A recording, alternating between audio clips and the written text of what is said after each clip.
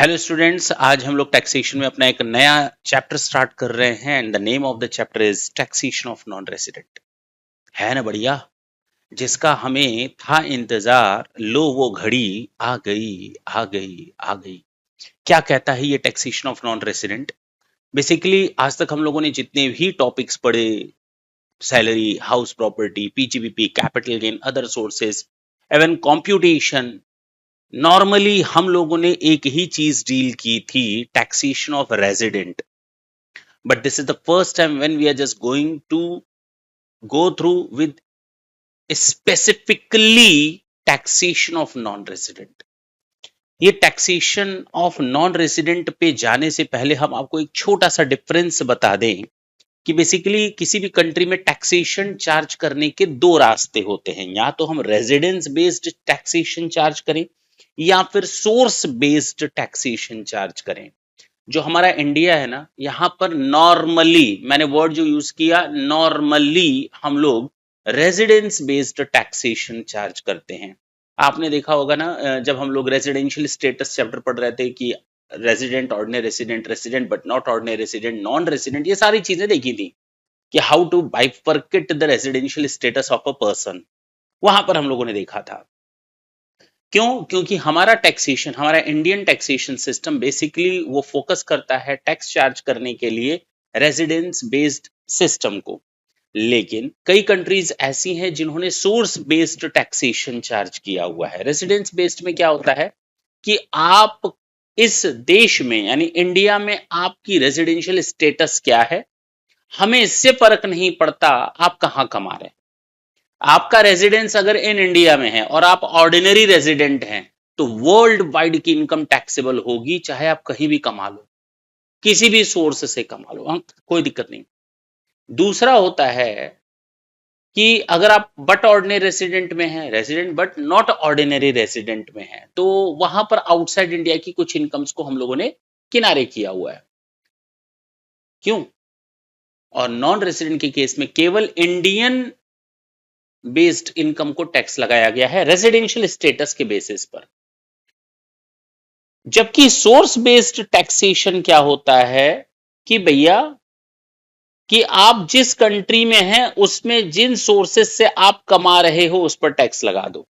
आप कहां के रहने वाले हो हमें इससे कोई फर्क नहीं पड़ता, regardless of the tax payers residence. Residential basis पर यह था कि रेजिडेंस आपका पहले डिटरमाइन किया जाता है, फिर आपके ऊपर टैक्स चार्ज किया जाता है। सोर्स बेस्ड में आप यहां रहकर कमा रहे हो ना, आप कमा रहे हो ना, सोर्स आप हमारे सोर्सेस से कमा रहे हो ना। This system taxes based on where it was earn, जिस जगह पर आपने अर्न किया वहां पर टैक्स लग जाएगा, सोर्स बेस्ड।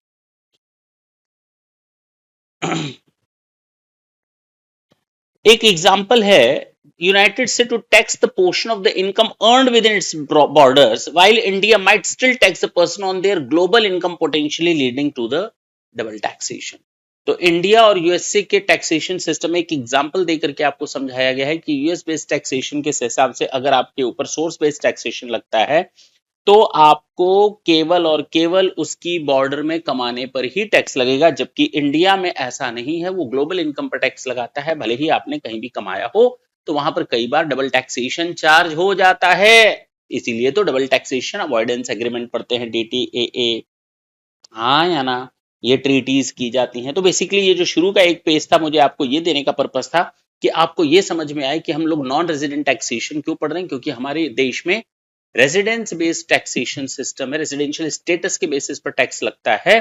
और वहां पर हम लोगों ने कई कंट्रीज के साथ ट्रीटीज की हुई हैं। वो कंट्रीज के साथ ट्रीटीज इसलिए करनी पड़ी क्योंकि डबल टैक्सेशन हो सकता है, जिसके कारण उस कंट्री में, हमारी कंट्री में रेजिडेंस बेस्ड है और सामने वाले कंट्री में सोर्स बेस्ड हो सकता है। फिलहाल इसके पीछे कई सारे सेक्शंस हैं, 90, 90A, 90C, सारे सेक्शंस है, वो देखेंगे आगे चल करके। फिलहाल हम आते हैं अपने काम के मुद्दे पर।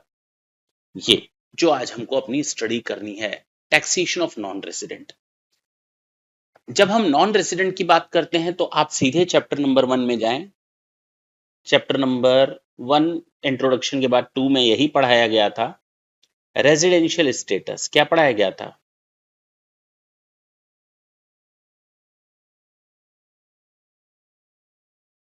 और वहां पर आपको बताया गया था रेजिडेंट होते हैं एंड नॉन रेजिडेंट होते हैं। ये बताया गया था इंडिविजुअल इंडिविजुअल से लेकर एचयूएफ से related, AOP, BOI, partnership firm, उनसे रिलेटेड सारे डिस्कस किए गए थे और कंपनी भी बताई गई थी। और मैंने कहा अभी अभी मैं जो आपके साथ बोलने जा रहा हूं कि हम अपना पूरा focus residential status of a company पर लगाने वाले हैं, पूरा का पूरा फोकस हम ये सीखने में लगाएंगे taxation of residential status of a company कैसे डिटरमाइन की जाती है। सर ये भी तो आपने हमें चैप्टर नंबर 2 में पढ़ा दिया था रेजिडेंशियल स्टेटस में। अरे ना बाबा ना, वहां मैंने आपको ये बताया था कि हम आपको इसकी डिटेल में स्टडी बाद में करवाएंगे जब एक पूरा का पूरा चैप्टर चलेगा। आज वो समय आ गया है जब वो कंप्लीट चैप्टर चलने वाला है टैक्सेशन ऑफ नॉन रेसिडेंट का। तो हम आपको यहाँ पर ना तो इंडिविजुअल से रिलेटेड कोई टॉपिक डिस्कस करने वाले हैं, न एचयूएफ, न एओपी, न बीओआई, न पार्टनरशिप फॉर्म। आपको अगर देखना है तो चैप्टर नंबर 2 पर चले जाएं। बहुत बेसिक चीजें हैं, आपको अगर नहीं याद आ रही हैं तो आप वहां जाकर के उसको रिमाइंड और रिवाइंड करके भी देख सकते हैं। आज हम जो बात करने जा रहे हैं specially specially specially specially company के बारे में। अगर आपको ये भी याद हो कि कंपनी का रेसिडेंशियल स्टेटस कैसे डिटरमाइन किया जाता है, तो वहां पर बताया गया था कंपनी या तो रेसिडेंट होती या फिर प्रेसिडेंट होती है। क्यों? अरे नहीं भाई, नॉन रेसिडेंट होती है, प्रेसिडेंट कैसे हो सकती है? अच्छा, resident and non resident. Company resident कब होती है, इसके लिए बताया गया था कि if company is registered in India. Okay, अगर कंपनी इन इंडिया में रजिस्टर्ड है तो रेजिडेंट होगी। If company is registered in India, अगर कंपनी रजिस्टर्ड है इन इंडिया में तो बट ऑब्वियस है वो रेजिडेंट होगी, उसके बारे में आपको सोचने की जरूरत नहीं है कि वो नॉन रेजिडेंट है या नहीं। भैया अगर कंपनी रजिस्टर्ड या इनकॉर्पोरेटेड इन इंडिया है तो वो रेजिडेंट कहलाएगी। दूसरा, और if company is not registered in India but its poem is in India।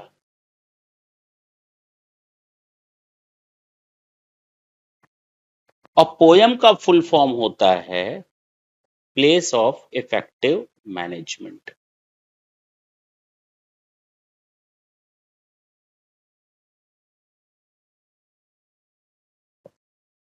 Resident कब होगी एक कंपनी? जब वो या तो इंडिया में रजिस्टर्ड हो या फिर अगर इंडिया में रजिस्टर्ड नहीं है लेकिन यानी वो फॉरेन कंपनी है। मैंने क्या बोला?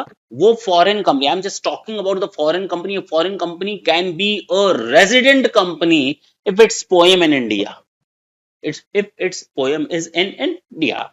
Yes sir. तो प्लेस ऑफ इफेक्टिव मैनेजमेंट हमको देखना पड़ेगा और ये मैंने आपको डिटेल में डिस्कस वहां नहीं करवाया था, अब हम आपको करवाएंगे।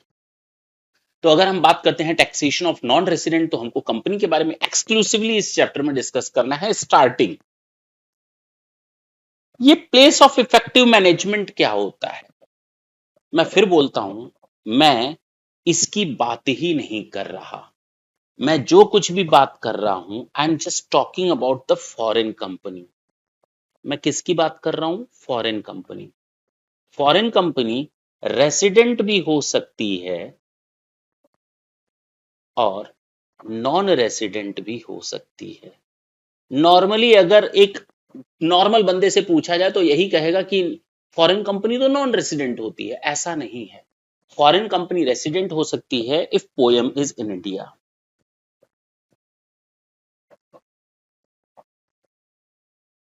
बात वहीं आकर आई, पोएम क्या होता है? पोएम के लिए दो चीजों को देखना पड़ेगा जिसको हम लोग कहते हैं प्लेस ऑफ इफेक्टिव मैनेजमेंट। अब इसके लिए हमें दो चीजें देखनी पड़ती है। इफ ABOI, अब ABOI का मतलब क्या होता है? देखिए, आगे बढ़ने से पहले मैं आपको एक दो लाइन और सुना दूं कि हम लोग कंपनी के बारे में बात कर रहे हैं। किसके बारे में बात कर रहे हैं? कंपनी के बारे में बात कर रहे हैं। और बहुत ही क्रूशियल पॉइंट होता है कंपनी का ये डिटरमाइन करना। मैंने कहा क्रूशियल पॉइंट होता है और कभी कभी तो डिस्प्यूट्स अराइज हो जाते हैं कि इसका प्लेस ऑफ इफेक्टिव मैनेजमेंट कहाँ माना जाए, क्योंकि इतने सारे वेरिएशंस होते हैं पोयम को लेकर के, जिससे कि टेंशन बढ़ जाती है। Normally place of effective management का मतलब होता है is the place where the company's central management and control are exercised. अगर कंपनी का सेंट्रल डिसीजन मेकिंग प्रोसेस जिस कंट्री से होगा, इसका मतलब पोयम का प्लेस वही है। पोयम का मतलब प्लेस ऑफ इफेक्टिव मैनेजमेंट वो प्लेस होगा जहां कंपनी के की डिसीजंस लिए जाते हैं।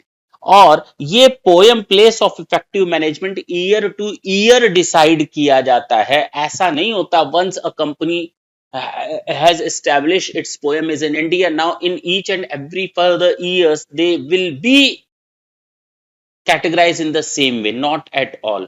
For each and every year we have to decide whether the poem is in India or not, for each and every year. So this is to be applied on year to year basis. हाँ या ना? अब इसके साथ साथ हमको अब ये डिसाइड करना है कि वो डिसीजंस कहां से लिए जाते हैं। देखा जाए, अगर वो डिसीजन बाहर से लिए जाते हैं तो इसका मतलब पोयम आउटसाइड इंडिया है। अगर वो डिसीजन इन इंडिया लिए जाते हैं सब्सटेंशियली, तो कहा जाएगा पोयम इज इन इंडिया है।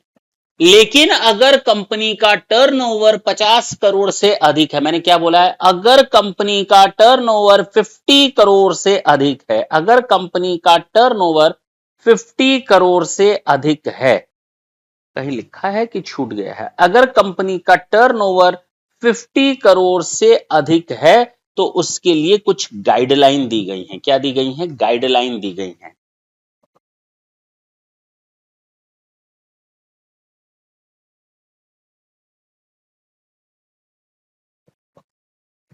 ये लिख लेंगे, कुछ गाइडलाइन दी गई हैं। मैंने आपको नॉर्मली एक चीज बता दी कि अगर किसी कंपनी के नॉन रेसिडेंट और नॉन रेसिडेंट के बीच में डिफरेंशिएट करना है और हमें पता करना है पोयम कहां पर है फॉरेन कंपनी का, तो पोयम को डिसाइड करने के लिए हमको ये देखना पड़ेगा कि उसका सेंट्रल डिसीजन मेकिंग प्रोसेस कहां पर है।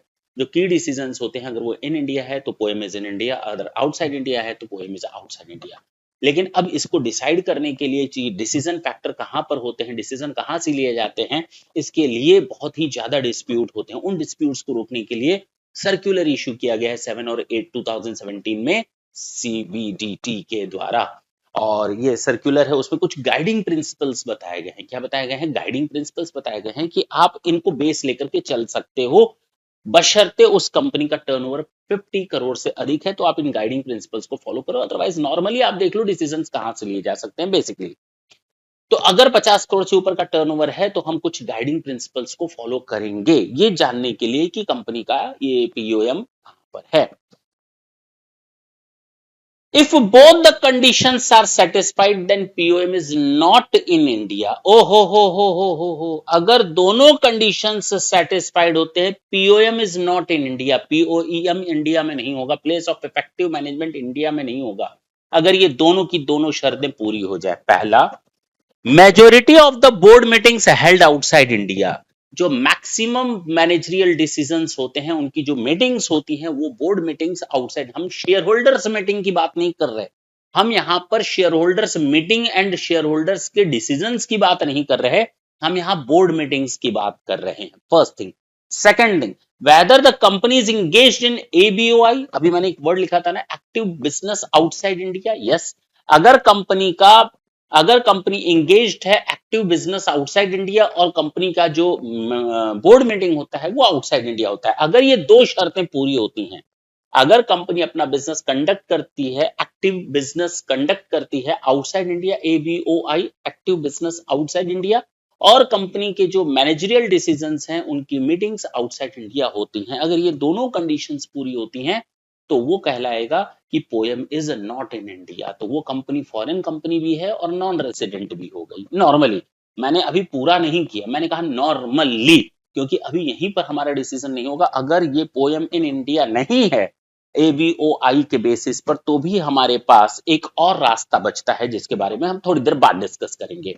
अभी हम आपके साथ डिस्कस ये कर रहे हैं कि अगर कंपनी का decision making process outside India है और साथ ही साथ कंपनी का जो एक्टिव बिजनेस आउटसाइड इंडिया ही कंडक्ट होता है, active business outside India ABOI outside India है, ये कैसे पता चलेगा? तो एबीओआई को पता करने के लिए भी उसकी कुछ कंडीशंस दी गई है। First we are needed to find those conditions. What are those? अगर passive income active business outside India माना जाएगा, अगर पैसिव इनकम 50% या उससे कम है, अगर पैसिव इनकम 50% या उससे कम है, पैसिव का मतलब ऐसी इनकम जो एक्टिव इनकम ना हो। अब मैं यहां पर पूरी तरह से सही बात नहीं बोल रहा, लेकिन अभी 2 मिनट आपको समझाने के लिए कि अगर एक्टिव इनकम ज्यादा हो आउटसाइड इंडिया और पैसिव इनकम कम हो, टोटल इनकम में पैसिव इनकम कम है, एक्टिव इनकम ज्यादा है, कहां पे? Outside India. तो इसका मतलब एक्टिव बिजनेस आउटसाइड इंडिया, क्योंकि एक्टिव इनकम अधिक है विदेश में। मेरी बात समझे, हम क्या निकालने जा रहे हैं? Active business outside India. तो आपका बिजनेस एक्टिव बिजनेस है विदेश में, क्योंकि आपकी टोटल इनकम का मैक्सिमम पोर्शन ऑफ इनकम जो एक्टिव बिजनेस है उसका वहां पर मिलता है, और जो छोटी मोटी इनकम्स होती हैं वो अप टू 50% है, 50% से अधिक नहीं है।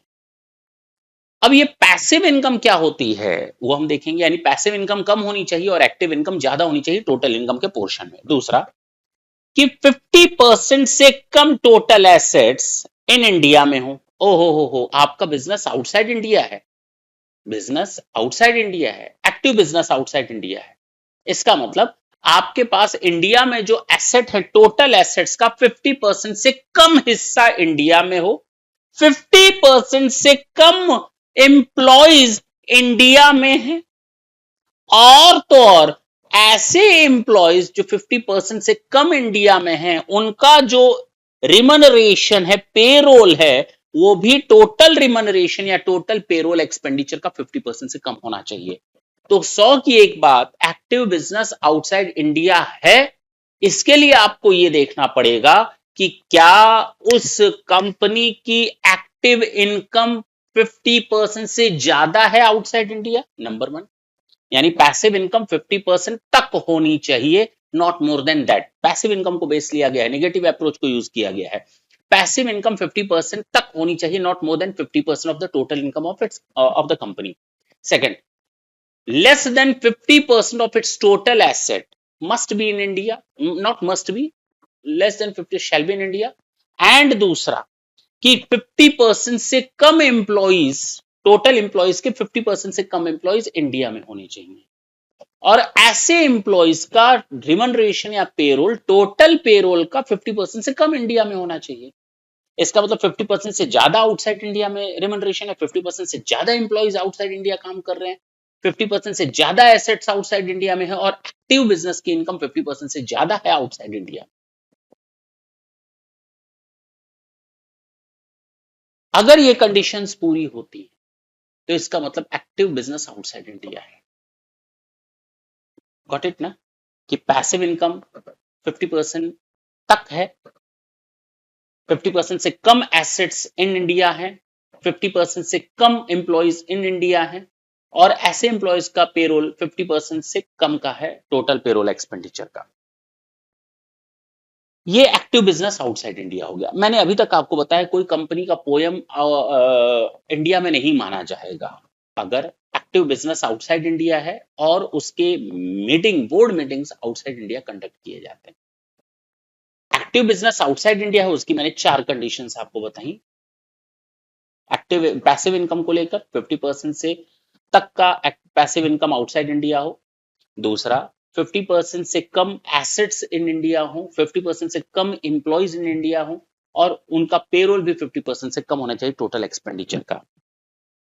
यहां तक समझ में आया? अगर ये दोनों कंडीशन पूरी हुई तो वो आपकी कंपनी पोयम आउटसाइड इंडिया माना जाएगा। क्या माना जाएगा? पोयम इन इंडिया नहीं माना जाएगा। मैं फिर से एक बार बात कर लूं, एक्टिव बिजनेस आउटसाइड इंडिया के लिए companies fulfilling the rest of the fulfilling the test of ABI, अगर वो चारों कंडीशंस पूरी हो जाती हैं तो वो कंपनी इस कैटेगरी में आएगी। मैंने ये बता दिया आपको, ये चारों कंडीशन पूरी कर लिया और मीटिंग इंडिया आउटसाइड इंडिया होती है, बोर्ड मीटिंग। तो ये पहली कंडीशन, पहला हिस्सा खत्म। अगर एक्टिव बिजनेस के टेस्ट जो है वो 4 कंडीशन है उनको पूरा नहीं कर पाया, तो भी कंपनी के पास अभी भी रास्ता है कि वो पीओईएम आउटसाइड इंडिया मान ले, मैंने क्या बोला, उसका पीओईएम आउटसाइड इंडिया माना जाएगा। क्लियर है? तब भी एक ऑप्शन है, वो बाद में बात करेंगे, अभी हम उसके बारे में बात नहीं कर रहे हैं। यानी केवल अगर एक्टिव बिजनेस आउटसाइड इंडिया और board meeting outside India conduct होती हैं, अगर ये दोनों कंडीशन पूरी हो गई तब तो वो मान लिया जाएगा हमारा पीओईएम आउटसाइड इंडिया है। लेकिन अगर एक्टिव बिजनेस आउटसाइड इंडिया पूरा नहीं हो पाया तो आप ये नहीं कह सकते कि वो कंपनी अब इंडिया में टैक्स देगी रेजिडेंट के बेसिस पर। उसका पीओएम इंडिया में माना जाएगा। अगर वो active business outside India proof नहीं कर पाई तो आप ये नहीं कहेंगे कि एक्टिव बिजनेस आउटसाइड इंडिया नहीं है, नहीं बोलेंगे तब तक जब तक कि आप एक और कंडीशंस को ना देख लें। अब मैंने आपके सामने कुछ वर्ड यूज किए। Passive income. पैसिव इनकम का मतलब होता है ऐसी इनकम जो बिजनेस इनकम के अलावा जितनी भी इनकम है वो पैसिव इनकम है। अब चाहे रेंटल इनकम हो, चाहे इंटरेस्ट हो, रॉयल्टी हो, डिविडेंड हो, ये सब क्या है? Passive income.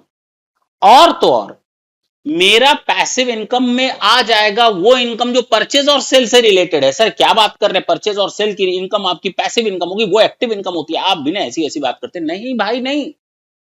Purchase and cell, अगर मैंने अपने किसी एसोसिएट इंटरप्राइज से कुछ खरीदा और एसोसिएट इंटरप्राइज को बेच दिया तो purchase and sale from and to, दोनों, purchase and sale from and to its associated enterprise. अगर मेरी टोटल इनकम में ऐसी इनकम शामिल है, मेरी टोटल इनकम में ऐसी इनकम शामिल है जो मैं परचेस करता हूं अपने एसोसिएट इंटरप्राइज से और and I am just selling those goods to my associate enterprise, this should be treated as a passive income. But if I am just buying it from the associate enterprise and selling it to another person, that one is not my associate enterprise. If I am buying from outside and selling it to the associate enterprise, it will be treated as an active income. Passive income केवल वो मानी जाएगी खरीदा भी मैंने associate enterprise से और तो और बेचा भी मैंने एसोसिएट एंटरप्राइज को।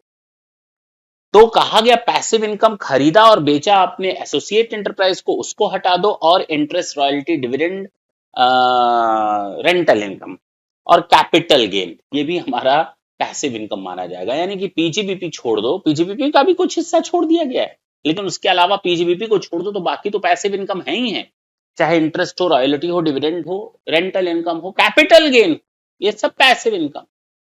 लेकिन एक्टिव इनकम, पैसिव इनकम में वो इनकम भी शामिल की जाएगी जो कभी कभी हमें लगता है ये एक्टिव इनकम है, एक्टिव बिजनेस की इनकम है ना बाबा ना। एसोसिएट एंटरप्राइज से खरीदा और एसोसिएट एंटरप्राइज को ही बेचा, वो भी हमारी पैसिव इनकम ही मानी जाएगी, भले ही वो पीजीबीपी में टैक्सेबल होती हो। तो मेरे हिसाब से ये बात आपको बिल्कुल क्लियर हो गई। अभी तक मैंने आपको ये बताया कि अगर जब किसी कंपनी का हम लोग रेसिडेंशियल स्टेटस देखते हैं तो उसको दो पार्ट में तोड़ते हैं, तो कंपनी रेसिडेंट होती है तो कंपनी नॉन रेसिडेंट होती है। कंपनी रेसिडेंट होने के लिए दो शर्तें हैं, इन दो में से किसी एक कंडीशन को पूरा करना पड़ता है। पहली कंडीशन है if the company is registered in India then the company is Indian company and it will be treated as a resident. But if the company is not registered in India, there is a second condition or may. But if the company is not registered in India, it means you can say that the company is a foreign company. If the company is not registered in India and if POEM is in India, then the company will be treated as a resident. Otherwise, the company will be treated as non-resident. Got it? अच्छा, अगर कोई foreign company है जो poem India में है तो poem जब word आता है प्लेस ऑफ इफेक्टिव मैनेजमेंट तो हमारे दिमाग में ऐसी जगह आती है, ऐसा प्लेस आता है यहाँ पर डिसीजन लेने वाले जो की मैनेजरियल डिसीजंस लिए जाते हैं जिस प्लेस से, जहां से कंट्रोल किया जाता है बिजनेस, उसको हम कहते हैं प्लेस ऑफ इफेक्टिव मैनेजमेंट। अब जब प्लेस ऑफ इफेक्टिव मैनेजमेंट की बात करते हैं तो दो पार्ट बांटेंगे, क्या एक्टिव बिजनेस आउटसाइड इंडिया है या नहीं है। अगर एक्टिव बिजनेस आउटसाइड इंडिया है तो उसको हम पीओईएम आउटसाइड इंडिया मानेंगे।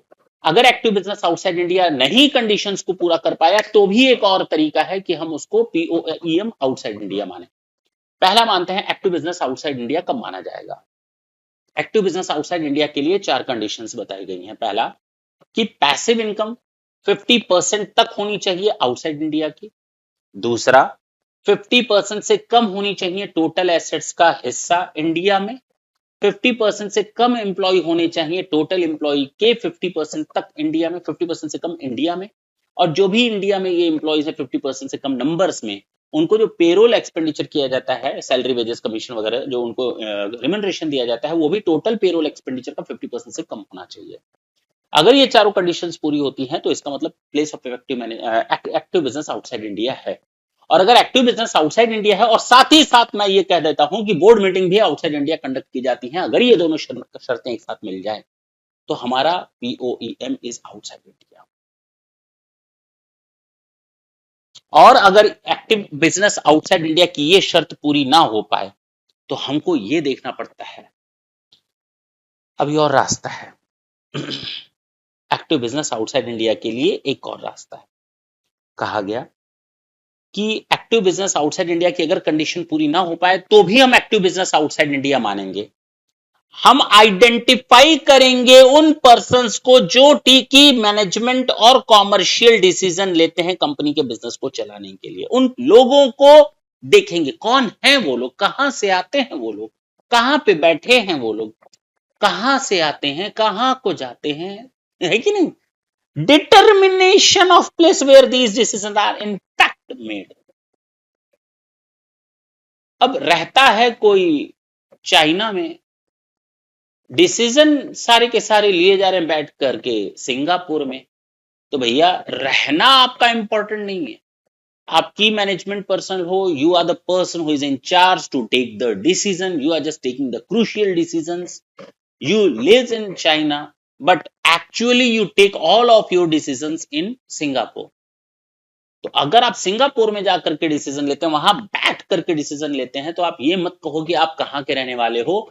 आपकी आइडेंटिफिकेशन की जाएगी। First of all we just want to identify those person from which country they belongs, we don't care. First of all we are needed to identify those persons। Identify करना, आप कहीं का भी हो आइडेंटिफाई कर लो, आ जाओ तुम, आ जाओ तुम, आ जाओ, होता है ना आइडेंटिफाई। उसके बाद कहते हैं कि अब डिसीजन कहां से लेते हो। मेरी बात समझ में आ रही है? तो first of all we are needed to identify those persons who takes actually decisions. Now the second step is to find out the place from where they actually take the decisions। yes or no? तो अगर आपका ये condition तैयार हो जाता है तो भी कहा जाएगा कि एक्टिव बिजनेस आउटसाइड इंडिया है, अगर वो डिसीजन आउटसाइड इंडिया लेते हैं। That's it. हमने एक चीज देख ली, पैसिव इनकम क्या होती है। अब हम बात कर रहे हैं एसेट्स की। एसेट्स को कैसे देखा जाए? एसेट्स 50% से कम या ज्यादा मींस हम किस एसेट्स की बात करते हैं? साल के शुरू की एसेट्स की बात करते हैं, साल के अंत के एसेट्स की बात करते हैं, साल के बीच के ना बाबा, साल के शुरू की WDV, साल के अंत की WDV, दोनों का एवरेज ले लो। साल के शुरू की बुक वैल्यू और साल के अंत की बुक वैल्यू, दोनों का एवरेज ले लो। ठीक है ना?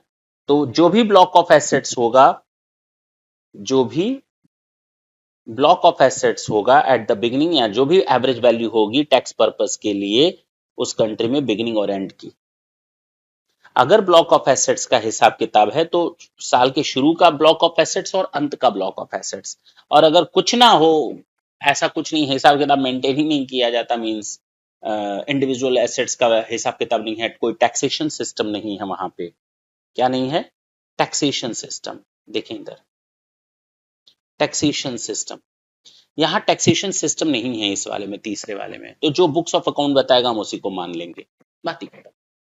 ये होता है वैल्यू ऑफ एसेट्स, कौन सी पिक करनी है। अभी आगे चलेंगे, वैल्यू ऑफ एसेट्स किन किन ईयर्स की पिक करनी है वो देखेंगे। अभी तो हम ये देख रहे हैं साल के शुरू की, साल के अंत की वैल्यू ऑफ एसेट्स को पिक करते हैं। अगर टैक्स पर्पस के लिए इंडिविजुअल एसेट्स है, ब्लॉक ऑफ एसेट नहीं है, तो शुरू और अंत का divided by 2।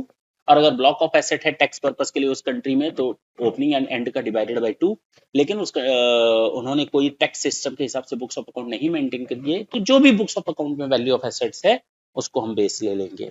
Number of employ का मतलब साल के शुरू में और साल के अंत में जो भी एम्प्लॉय आते हैं डिवाइडेड बाई 2, ये होता है एवरेज नंबर ऑफ एम्प्लॉयज। लेकिन एम्प्लॉयज का मतलब केवल यहां पर वो एम्प्लॉयज नहीं जिनको आप एम्प्लॉय समझते हैं।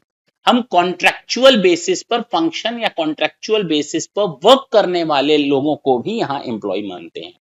जैसे मान लो मैंने अपने बिहाफ पर 100 एम्प्लॉयज को काम दिया, तो they are working under my control, while there are 20 to 30 more employees are there which are working in my organization, but I am not the person who is controlling them। मैं उन लोगों को control नहीं करता। there is a contractor, there is an agency, जिसने उनको रखा हुआ है मेरे पास, जिसने उनको मेरे यहाँ रखा हुआ है, एक्चुअली वो कंट्रोल कर रहा है, लेकिन वो 30 लोग 20 लोग मेरे 100 एम्प्लॉयज के साथ मिल करके काम करते हैं, तो वो 20 या 30 लोग भी कंसिडर किए जाएंगे। ये नहीं कहा जाएगा they are not mine employee. Clear? तो एक्चुअली हम उन सारे एम्प्लॉयज की बात कर रहे हैं जिनको मैंने रखा हुआ है, यानी कंपनी ने रखा हुआ है, और साथ ही साथ कॉन्ट्रेक्चुअल एग्रीमेंट के तहत अगर कोई एम्प्लॉय काम करता है उन एम्प्लॉय की तरह, तो उनको भी एम्प्लॉय ही माना जाएगा। पेरोल का मतलब होता है सैलरी, वेजेस, बोनस, कमीशन, जो आप लोग जानते हैं, जो कंपनसेशन दिया जाता है एम्प्लॉयज को उनके काम के अगेंस्ट, उनको हम लोग पेरोल कहते हैं। अच्छा, अब जब इतनी बातें हो गई तो अब मैंने कहा ना 50% ये वो, तो आपके दिमाग में आ रहा होगा सर कौन से साल का लेंगे? अरे जो जिस साल, जो the year which is under consideration, मतलब अगर मैं बात कर रहा हूं प्रीवियस ईयर 23 24, या चलो 23 24 क्या पुराना क्या नया ले लेते हैं, 24 25, तो 1 अप्रैल 24 से 31 मार्च 25 का तो डिटेल हम लेंगे ही लेंगे फाइनेंशियल ईयर का। मैं वर्ड यूज कर रहा हूं फाइनेंशियल ईयर प्रीवियस ईयर। इसके पहले के भी 23 24 एंड 22 23 को भी ले लेंगे। क्या बात कर रहे हैं जी? इन 3 ईयर्स के डेटा को हम कंसीडर करेंगे, न कि केवल इस एक साल के डेटा को। एक साल का डेटा कभी हमको रियल सिचुएशन नहीं बताता, वो चेंज हो सकता है। तो इसके लिए कहा गया पिछले टोटल मिलाकर के 3 साल की पीरियड को हम कंसीडर करेंगे और उसका एवरेज निकालेंगे। तो जो हमने एवरेज निकाला ना, बिगिनिंग और एंड का, हर साल का, इस साल का बिगिनिंग एंड का, बिगिनिंग एंड का, बिगिनिंग एंड का, तीनों साल का आप एसेट का ले सकते हैं, एम्प्लॉयज का ले सकते हैं, पेरोल का ले सकते हैं, डिवाइडेड बाई 2 कर लेंगे, आ जाएगा। ठीक है ना? अगर कंपनी इस, मान लो इस साल थी ही नहीं, तो ठीक है, दोनों साल का बेस ले लेंगे। प्रॉब्लम जानते हैं कब आती है? नहीं सर, प्रॉब्लम आती है, मान लो हम 1 अप्रैल 24 से लेकर 31 मार्च 25 तक का अपना हिसाब बना रहे हैं। अब इस साल के लिए हम डिटरमाइन कर रहे हैं, वो डेटा पिक कर रहे हैं, नंबर ऑफ एम्प्लॉयज को, पेरोल का और एसेट्स का डेटा पिक कर रहे हैं। लेकिन ये तो हम हैं जो इंडिया में ये यूज कर रहे हैं, लेकिन जो कंपनी जिस देश की है, मतलब जिस देश में इनकॉर्पोरेट हुई है, वहां पर कैलेंडर ईयर रखा जाता है या कोई और ईयर रखा जाता है। अब उनका तो स्टार्ट हो रहा है 1 अप्रैल 23 से 31 मार्च, अरे सॉरी, 1 जनवरी 24 से 31 दिसंबर 24। तो अब ये मेरा अप्रैल इस साल एंड हो रहा है ना? हाँ सर, जरा ढंग से देखें, अब मैं जो पढ़ने जा रहा हूं, data of the accounting year that ends during the relevant previous year. Data of the accounting year which ends during the relevant previous year. तो अकाउंटिंग ईयर क्या है? जनवरी से दिसंबर, और उसका कब एंड हो रहा है जो हमारे साथ मैच कर रहा है, हम दोनों का मैच कब कर रहा है? 31 मार्च। कब कर रहा है? 31 मार्च। तो 31 मार्च 24 का हमारा मैच कर रहा है। देखो दोनों के लिए 31 मार्च 24 मैच कर रहा है, उसके लिए बोल रहा है। Date of that ends during the relevant previous year and 2 accounting year preceding it shall be considered. तो हमारा 24 तो आएगा ही आएगा, 23 भी आएगा और 22 भी आएगा। क्लियर हुआ? जी सर। जिस साल अकाउंटिंग ईयर एंड हो रहा है हमारे रेलेवेंट प्रीवियस ईयर में, उस अकाउंटिंग ईयर को ले लेंगे, यानी 24 का, 23 का और 22 का। ठीक है जी सर, आगे बात करते हैं। अभी तक हम लोगों ने ये समझा कि एक्टिव बिजनेस इन इंडिया नहीं है, तो उसके दो रास्ते हैं। पहला रास्ता ABOI, बाहर है, एक्टिव बिजनेस आउटसाइड इंडिया, और साथ ही साथ मीटिंग्स आउटसाइड इंडिया है। दूसरा हम लोगों ने देखा, ABOI के लिए 4 कंडीशंस बताए, उनके टर्म्स भी हम लोगों ने देख लिया। अगर ABOI हम नहीं कंडीशंस पूरी कर पा रहे हैं, तो हम ये देखेंगे उन लोगों को आइडेंटिफाई करो जो डिसीजंस लेते हैं। अब ये देखो कि वो लोग डिसीजन लेते कहां पर हैं। पहले तो आइडेंटिफाई करो कौन डिसीजन लेता है, और उसके बाद ये देखो कि कहां पर लेता है, उससे हमें पता चल जाएगा ABOI के बारे में। In case company not engaged in the business, identify the person who actually make the key management and determine the place where these decisions are in fact being made. Yes sir, बता तो दिया। The place where these decisions are taken are more important than the persons who take the decision leave. वो बंदे कहाँ रहते हैं जो decision लेते हैं, ये इंपॉर्टेंट नहीं है, बल्कि ये इंपॉर्टेंट है कि वो बंदे जो डिसीजन लेते हैं वो डिसीजन लेते कहां से हैं, ये इंपॉर्टेंट है। अब इसके पीछे कुछ हमको फिर गाइडिंग प्रिंसिपल्स बताया गया है कि location where the board of director meet and makes decision, that is important. जहां पर वो लोग मिलते हैं आपस में और डिसीजंस लेते हैं, वो इंपॉर्टेंट, ना कि वो कहां रहते हैं, इससे कोई लेना देना नहीं होता। लोकेशन ऑफ एग्जीक्यूटिव कमेटी, मान लो इन जो डिसीजन लेने वाले लोग हैं उन लोगों ने अपना डिसीजन या पावर किसी दूसरे को दे दिया, कमेटी को दे दिया, तो अब ये देखेंगे कि वो कमेटी कहां डिसीजन लेती है। मान लो हम डिसीजन का पावर किसी को दे देते हैं, तो अब पावर तो मेरे पास था, but now I have shifted my or delegated my power to the other one. Now the other one person takes a decision. Now the place from where he takes decision is important. Location of head office, ये जरूरी नहीं होती कि head office जहां होगी, yes primarily yes that is very important. अगर head office है तो हम लोग हो सकता है डिसीजन वहीं से लेते हो, सारी की सारी की डिसीजन प्रैक्टिसेस वहीं से चलती हूँ, लेकिन जरूरी नहीं कि हेड ऑफिस है तो वहां से डिसीजन लेते हैं। आपको एक्चुअल में देखना पड़ेगा, ये इमैटेरियल है, एक्चुअल में आपको देखना पड़ेगा कि हेड ऑफिस है और डिसीजन वहीं से लिए जाते हैं या कहीं और से लिए जाते हैं। तो important thing is decision. Use of modern technology, जिस प्लेस पर रह करके हम डिसीजन लेते हैं उन चीजों का, जैसे होता क्या है, जूम जूम बाबा, आपने जूम पर आए और आपने जूम पर कंपनी की मीटिंग कंडक्ट की और आप अमेरिका में बैठ करके डिसीजन ले रहे हो। आप कहते हो हम इंडिया में बैठ करके डिसीजन ले रहे हैं, भैया नहीं, आप अमेरिका से काम कर रहे हो, तो जहां मॉडर्न टेक्नोलॉजी का यूज करके डिसीजन लिया जाता है उसको हम लोग कहते हैं।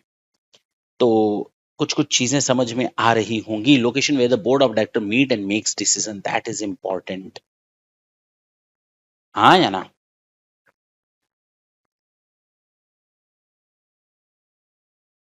कभी कभी ये लोग जो बोर्ड ऑफ डायरेक्टर्स होते हैं वो सीनियर मैनेजमेंट को कह देते हैं कि आप डिसीजन ले लो। अब सीनियर मैनेजमेंट हुआ या कोई और पर्सन जिसमें शेयर होल्डर है, प्रमोटर है, स्ट्रेटेजिक और लीगल और फाइनेंशियल एडवाइजर है, उनको कह दिया जाता है आप डिसीजन लो। सोचो बोर्ड ऑफ डायरेक्टर्स डिसीजन न लेकर के वो अपना डिसीजन किसी को शिफ्ट कर दे रहे हैं, तो कहा जाता है जिसको ऐसा डिसीजन शिफ्ट किया जाता है वो डिसीजन कहां से लेता है, दैट इज इंपॉर्टेंट। एक्चुअल में डिसीजन ले कहां से रहे वो। हमने तो बोर्ड ऑफ डायरेक्टर को कहा था डिसीजन लेने के लिए, लेकिन उन लोगों ने कुछ अच्छा ऐसा अरेंजमेंट कर दिया कि प्रमोटर हो गया, लीगल एडवाइजर हो गया, शेयर होल्डर हो गया, या कोई स्ट्रेटेजिक या लीगल एडवाइजर है, तो वो डिसीजन ले रहा है, तो कहां से वो डिसीजन ले रहा है, that is important. Senior management में कौन कौन आएगा, सीईओ आ जाएगा, सीएफओ आ जाएगा, चीफ ऑपरेटिंग ऑफिसर आ जाएगा, ये सारे लोग आ जाएंगे, डायरेक्टर सेल्स मार्केटिंग, कुछ भी आ सकता है। अगर कोई एग्जीक्यूटिव कमेटी को डेलीगेट कर दिया गया पावर, तो एग्जीक्यूटिव कमेटी कहां से डिसीजन ले रही है। लोकेशन ऑफ हेड ऑफिस, तो हम लोग देखते हैं सेंट्रलाइज सिस्टम है या डिसेंट्रलाइज सिस्टम है। फिलहाल अल्टीमेटली चाहे location of head office important role play करता है, लेकिन उतना नहीं जितना कि डिसीजन। तो location of head office is important, but more and above the importance from where the decisions are to be taken और बीइंग टेकन, ठीक है ना। यूज ऑफ मॉडर्न टेक्नोलॉजी, जहां पे मॉडर्न टेक्नोलॉजी यूज की जा रही है। डिसीजन वाया सर्कुलर रेजोल्यूशन और राउंड रोबिन वोटिंग। अब राउंड रोबिन वोटिंग जहां से होती है वो ज्यादा इंपॉर्टेंट है। राउंड रोबिन वोटिंग क्या होती है, जरा ढंग से देखें। Is a method of voting way each vote ranks all the candidate in order of the preference. जो हम लोग के डिसीजंस होते हैं वो राउंड रोबिन वोटिंग के थ्रू होते हैं। जो कैंडिडेट सबसे कम वोट पाएगा उसको किनारे करो, जो सबसे ज्यादा प्रायोरिटी लेवल पर पाएगा, नंबर वन कई लोगों ने उसको दिया। मान लो प्रायोरिटी पर 4 कैंडिडेट खड़े, चारों के लिए हमने 50 लोगों को बुलाया और मैंने कहा इन लोगों को प्रेफरेंस दो, नंबर 1, नंबर 2, नंबर 3, नंबर 4। तो जो सबसे ज्यादा नंबर 4 पाया होगा उसको किनारे करो, उसके बाद जो सबसे ज्यादा नंबर 3 पाया होगा उसको किनारे करो, उसके बाद जो नंबर 2 पाया होगा उसको किनारे करो। इस तरह से सिस्टम को कहते हैं round robin voting. Round robin voting. तो अगर इस तरह से कोई वोटिंग करके डिसीजन लिया जाता है, इसका मतलब that is the perfect place from where the decisions are taken. Decision made by the shareholder are not relevant factor in determination of OM. Share holders अगर डिसीजन लेते हैं तो हम उसको दरकिनार करते हैं नॉर्मली। अभी तो ऊपर जो मैंने बताया, अगर डेलीगेशन किया गया है पावर का किसी शेयर होल्डर को तो वो दूसरी चीज हो गई, लेकिन अगर डेलीगेशन नहीं किया गया और शेयर होल्डर नॉर्मली डिसीजन लेते हैं, जो आप लोगों ने आज तक कंपनी लॉ में पढ़ा है, कि शेयर होल्डर का अप्रूवल चाहिए भैया, उसका कोई रोल नहीं है। वो बेसिकली डिसीजन नहीं ले रहा है, वो केवल अपनी कंप्लायंसेस को पूरा करने के लिए अप्रूवल दे रहे हैं, that's it. Day to day routine operational decisions are not relevant. जो डे टू डे डिसीजंस होते हैं उनको अगर लिया जाता है, स्ट्रेटेजिक डिसीजंस कहाँ से लिया जा रहा है, इंपॉर्टेंट डिसीजंस कहाँ से लिए जा रहे हैं, इंपॉर्टेंट चीज ये है। तो कुल मिलाकर आज आपका पोयम खत्म हो गया। जब नेक्स्ट सेशन आएंगे तो हम कुछ क्वेश्चंस करेंगे और आपके सामने बात करेंगे ट्रांजिशन मैकेनिज्म, जो सेक्शन 115 JH में डिस्क्राइब की गई है। सेक्शन 115 JH में ट्रांजिशन मैकेनिज्म, पहले ये क्वेश्चंस देखेंगे नेक्स्ट सेशन में आते ही, और उसके बाद ट्रांजिशन मैकेनिज्म देखेंगे। ये ट्रांजिशन मैकेनिज्म क्या है वो देखा जाएगा, वैल्यूज वगैरह कैसे कंसिडर की जानी है। नेक्स्ट सेशन तक के लिए tata and bye bye, thank you, thanks a lot.